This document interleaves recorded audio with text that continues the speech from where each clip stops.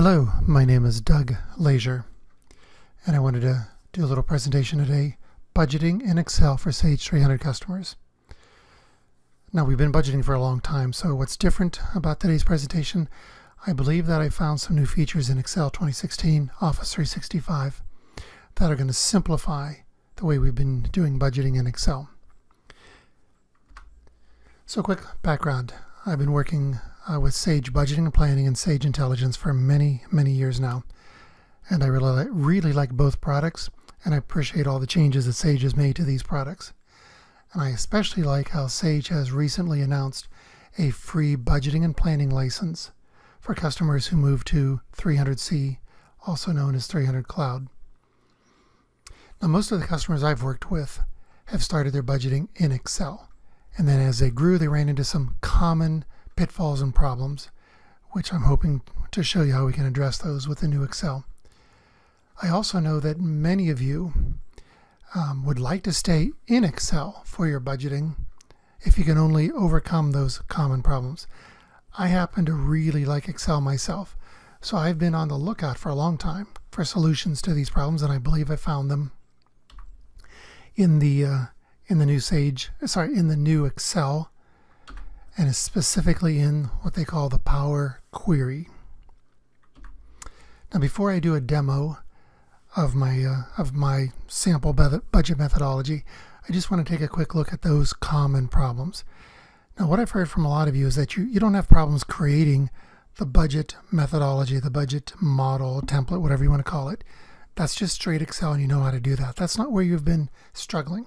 But where you struggle are in creating, or actually more specifically, populating your model with that historical general ledger data, getting it down to it loaded into each department, cost center, division, region, whatever you call it. For a lot of you, this takes many hours, sometimes days to do that. Not only that, is updating that historical data is not easy. So let's say you started your budget process in September, and before you got it ready to roll out, finance closed October. Because it takes so much effort, a lot of you won't update the data for the new October close information, just because it takes so much effort. I'll show you in a little while in my demo how I think we have been able to accomplish that very simply and easily. Okay, now on the other side of that coin is the struggle that we have once we have created the budgets. Our managers have done their things, done their budgeting. We have a whole collection of budget data. Gathering that back up again so that you can create your summary, your roll-up reports, do your analysis, maybe pivot tables, trying to make sense out of where we're at in the budget so far. Board level presentations. That gather it up process, again, takes many hours, sometimes days. And because it's so grievous, you won't go through multiple budget cycles, even though you'd like to. You'd like to go back to your managers and say, fine tune it. But you don't.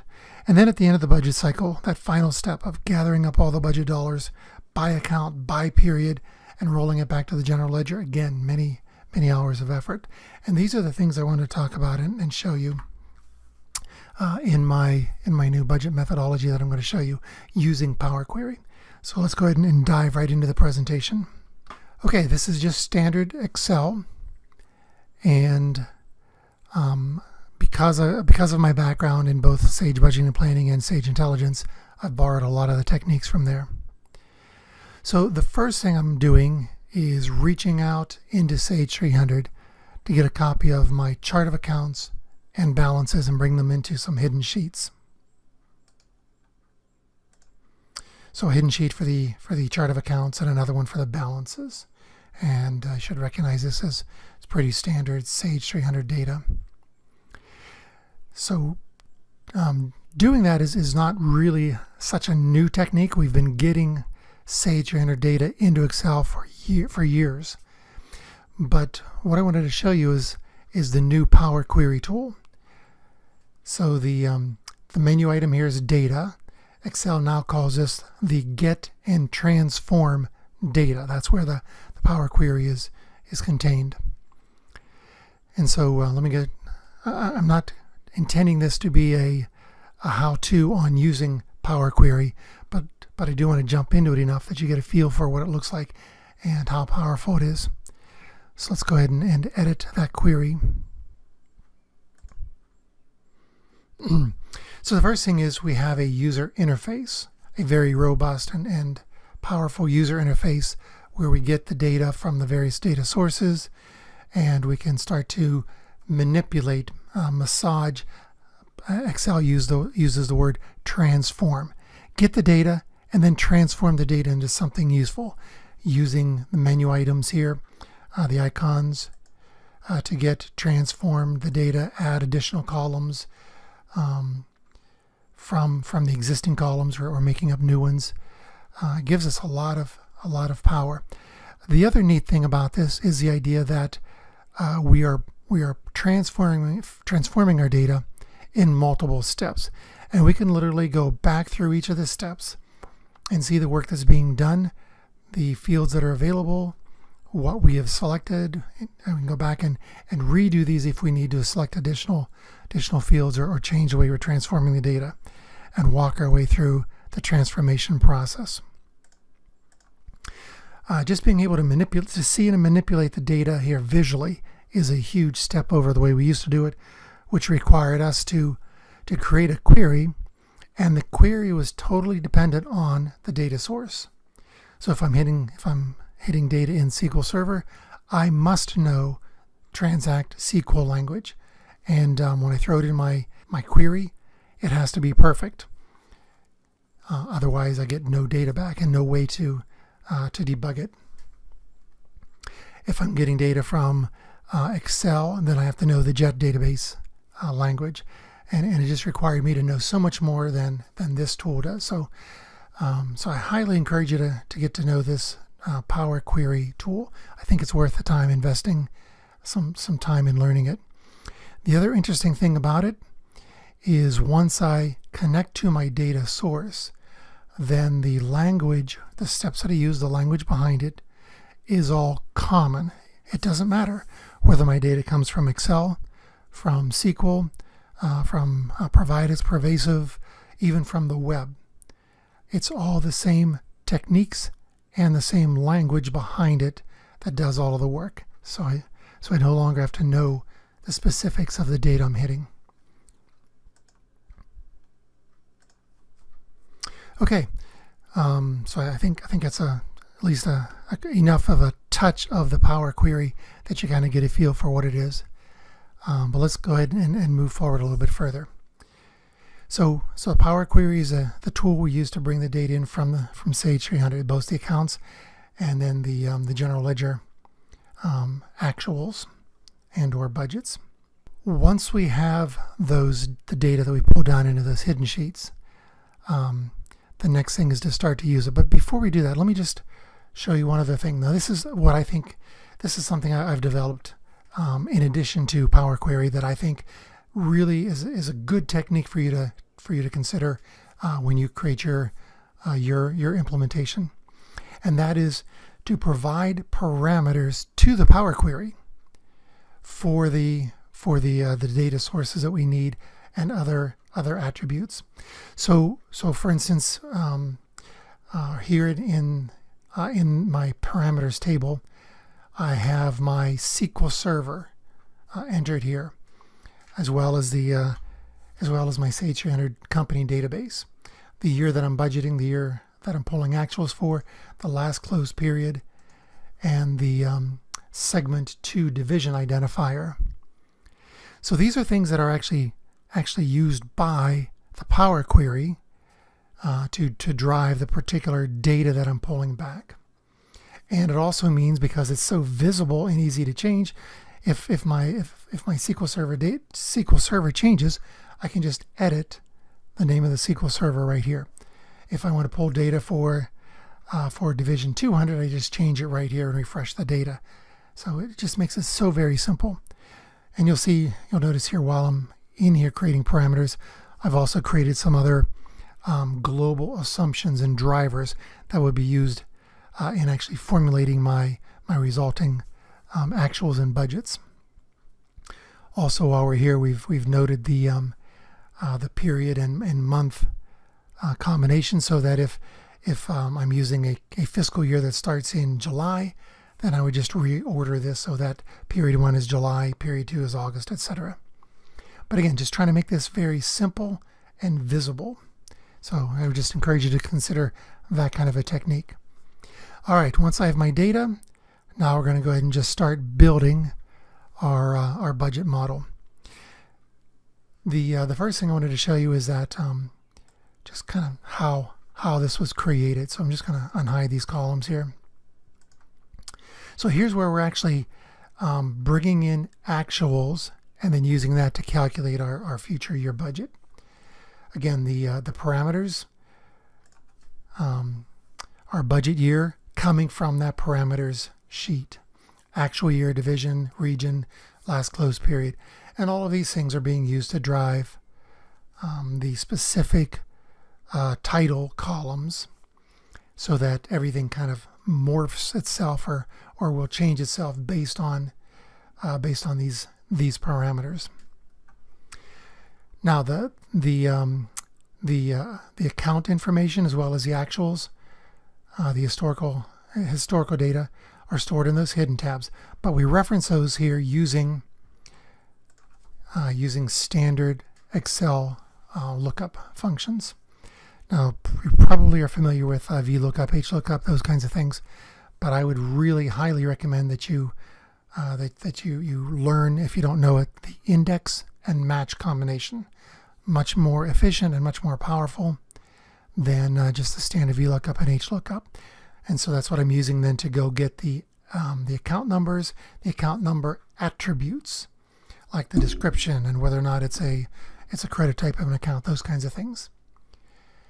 And then we're using cell formulas, a new one called the SUMIF S, to go get the total by account number from the historical actual tab. And if you don't know the SUMIF S, highly recommend you spend some time learning that as well.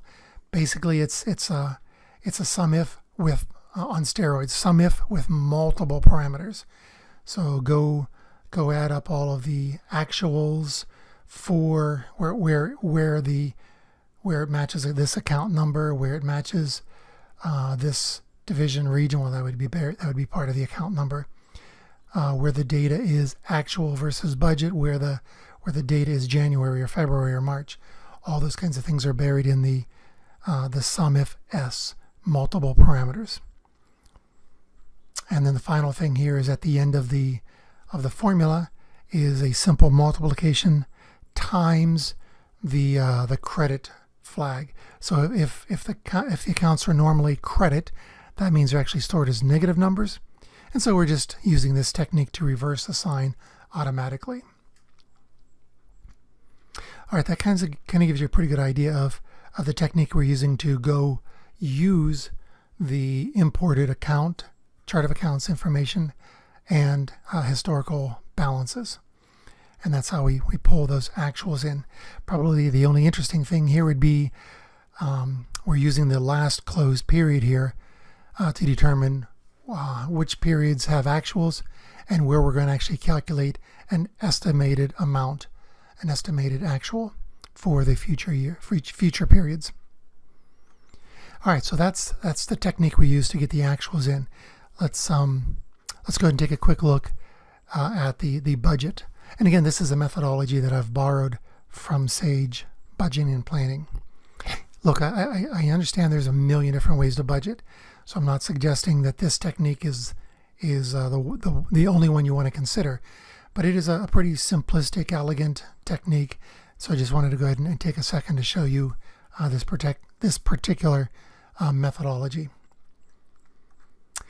And we'll go to the corporate tab as a way to take a look at this.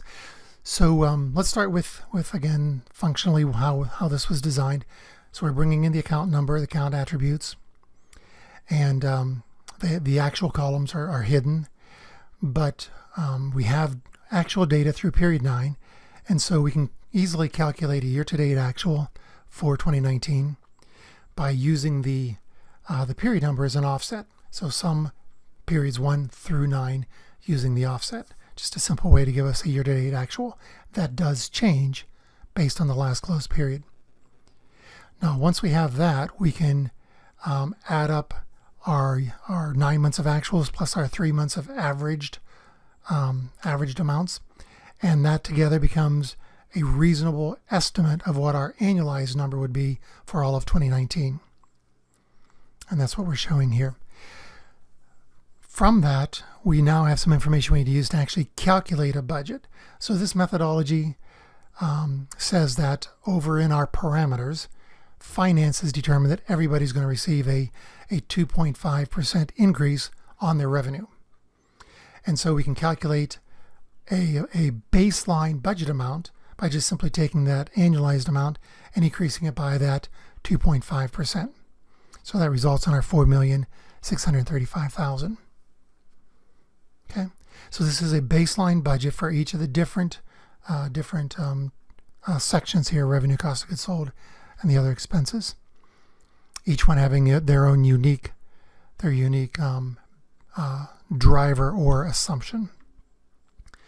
All right, so let me go ahead and show you kind of like how simple the budget methodology could be then for our end users, our managers. And I'm just going to put on the hat for my corporate manager here. So I'm in the commercial division, corporate region, and so now I'm going to go ahead and do my budgeting. All right, so the first thing we know is that we calculated a baseline budget, calculated an overall anticipated or baseline profit of $330,000. Okay, not bad, except that my manager said that he wants me to hit at least $500,000 in profit this year. All right, so let's take a look at this. So we have the 2.5%, and you can see here. So I'm using these blue shaded cells as a way to highlight the places where I need entry from my managers. Not only that, is the entire sheet is protected. In fact, the only cells I can enter in are these blue shaded cells, and the color could be anything you want to, of course. But based on the fact that this is blue, you can see where I could actually override the entire percentage that affects all of the accounts in this section. So as a very simple way to budget, I can just say that I'm going to increase my revenue to 2.75%, and everything changes automatically. All right, that's a good start. Let's go down here. Cost of goods sold. Well, if my revenue goes up, so is my cost of goods sold going to have to go up. So we'll do that. Salaries, I'd like to increase it, but I know they're looking really hard at that this year. We'll go ahead and leave that there, but we are going to have to increase our G&A expenses. So let's go ahead and increase that to 1.25. Nice, but it didn't go up very much. Let's go back and take a closer look at it.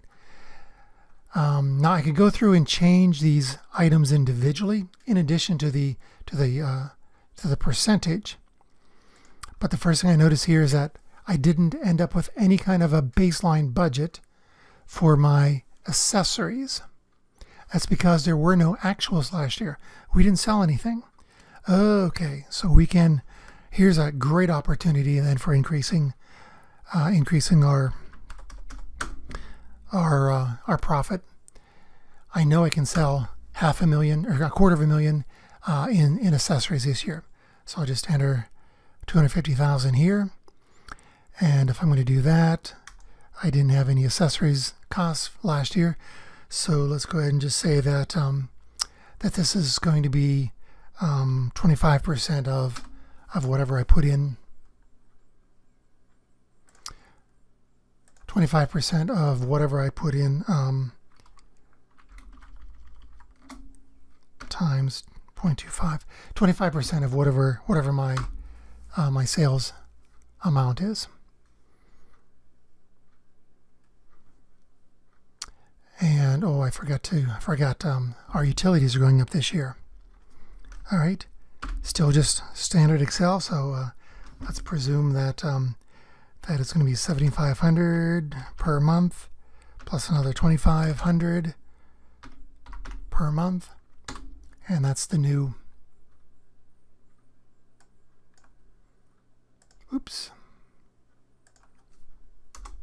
plus $2,500, and that's my new budget for utilities. All right, and now we see that with all of those changes, my anticipated profit is going to be over $500,000, and that was my goal. So, all right, the only other thing while we're right here, just to show you real quickly, so how are we calculating the period amounts? Well, the period amounts are being calculated as a percent of last year's per period amount. So if I had 7% hit in January, 7% of the budget which would hit in January as well. And likewise, if there were no sales in February, like we're seeing here, then there would be no budget for that month either. In the case where there were no actuals, then we're just doing an even spread across the 12 periods. All right, again, there's a million different ways to budget. This is just one technique, but I wanted to show that to you just to give you an example of how simple it can be. All right, just to prove to you that this is not smoke and mirrors, I just want to go back here and show you this. So let's say I'm getting everything ready. I'm ready to roll it out. Sorry, corporate would be empty.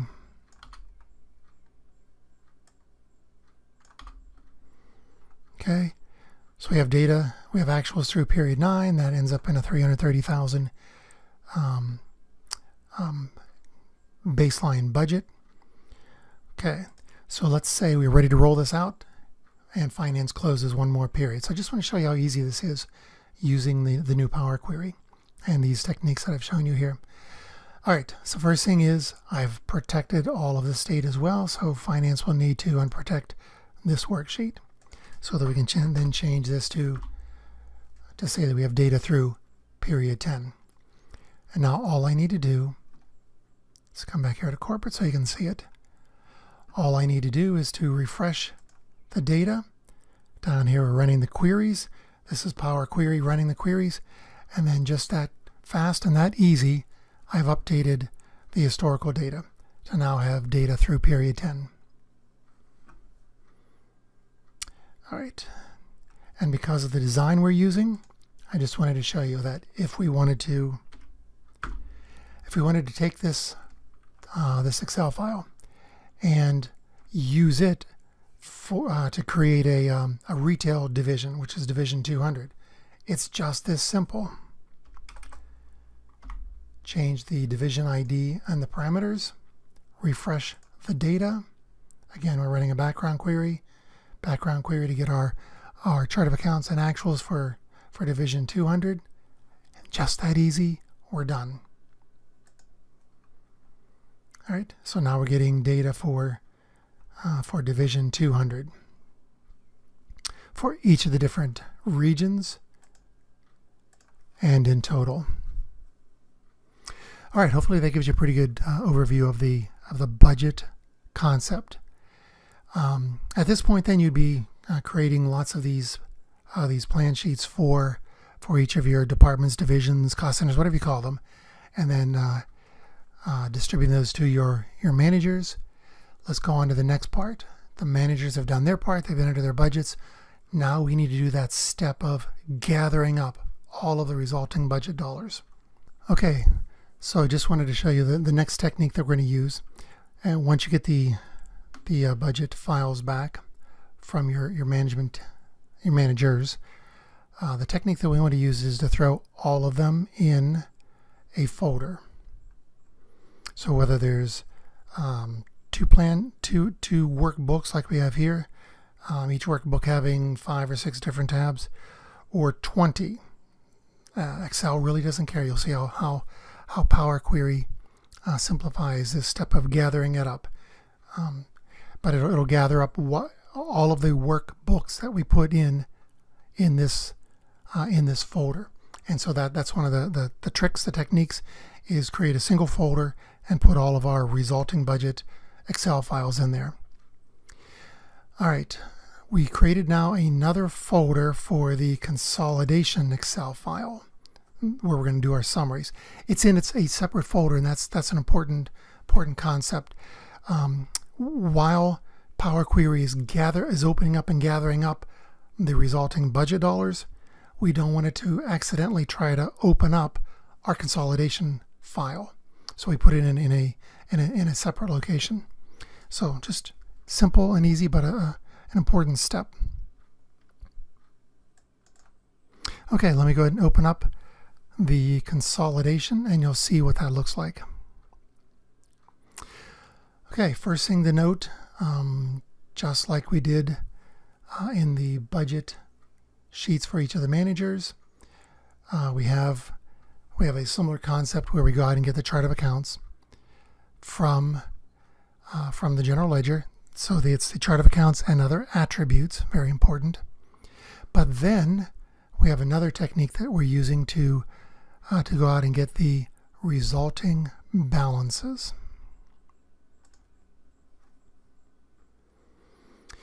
Okay, so the important thing here, and this is where I think we really can start to leverage the power of Power Query, is that it allows us then to go out and gather data from a folder. So again, whether there's 2 workbooks there or 20 or 70, it really doesn't care. It'll go through and gather up the data out of all of the plan sheets and all of the worksheets in every workbook. Okay, just like we did before, we are bringing the data that we're retrieving, the chart of accounts as well as the resulting balances, then into some hidden worksheets. Okay, in a very similar way, we have our parameters tab where we identify SQL Server, our Sage 300 database, the budget year, etc. This is also where we're putting the name of the location, if you will, of the folder containing all of our resulting budget worksheets. Now, ultimately, we're going to end up creating an import file that we can take right up into Sage 300. And so we're identifying here the currency type, the budget code 1, 2, 3, 4, or 5, so that we're prepared for creating that GL import file as well. Okay, so similar concepts. If we look at the details here, you can see we're using the same index and match to get the account attributes, the same sum if s to get the historical actuals. Okay, but all of the data now is coming then from our resulting balances that we pulled in, the collection of resulting balances from all of our budget worksheets. So it becomes actually pretty simple then to create these summary reports. All of the data from Division 100, all of the commercial data, all aggregated together. Same thing for retail. And while we're here, then let's go ahead and create a total of both divisions, or however many divisions you have, and we can also then create a consolidated view of the data, slicing and dicing it a little bit differently. You may want to also create your board level summaries right here out of the collection of all of the resulting budget data. The other thing you probably want to do, I think, is to go ahead and do your analysis here, whether it's just slicing and dicing your way through the imported resulting balances using filtering, or going ahead and pivoting all of that data, creating graphs, whatever makes the most sense for you to use for your analysis and your presentation to upper management and the board. We do all that right here. Again, one of the things that has been difficult for many of you in the Excel world is to take a look at the resulting aggregate. This is my total across all of the divisions. And then we're going to look at the resulting profit or loss for the entire organization. Wow, that's too much. Wow, that's too little. I need to go back and do a second or a third or a fourth budget cycle. For many of you, it's been so grievous to gather up all the budget dollars again that you just haven't done multiple iterations. Well, for us, it's just as simple as asking our managers to redo their numbers, get everything back, dump it in that same folder, or you can change the folder if you want to as well. And then it's just this quick refresh all. And it does the background query, gathers up all of the data one more time, and now all of my reports have been updated. So it's just that easy to do multiple iterations. All right, so the final step after we've gone through our multiple iterations and we have approval from the board for our new budget, we want to take the data back to the general ledger, back to 300. All right, so one more Power Query that we created was to create then our budget balances. And so again, this is a query querying our internal tables here to just simply produce a complete set of budget amounts by account, by period, and you can see the values from our parameters that have been filled in here. So this file is ready to be taken back to Sage 300 to run through the import. So now it's just a simple matter of saving this tab into a new worksheet and then uploading that into Sage 300. So just that simple. And again, as we were refreshing the data to bring in our new set of resulting balances, this query was being updated as well. So therefore the GL import was being created automatically as we brought in our new set of data. So it's just that simple. All right, that was the demo. So let me just go ahead and conclude saying that I believe with the techniques I showed you here and the new capabilities, the new power of the Power Query tool, I really believe you can simplify your budgeting in Excel and get around those common problems that we run into. My contact info, again, my name is Doug Leisure. My email address, doug.p.leisure@gmail.com. And yes, I am available to help you create or modify your budgeting methodology in Excel using these same techniques. All right, thank you for joining me.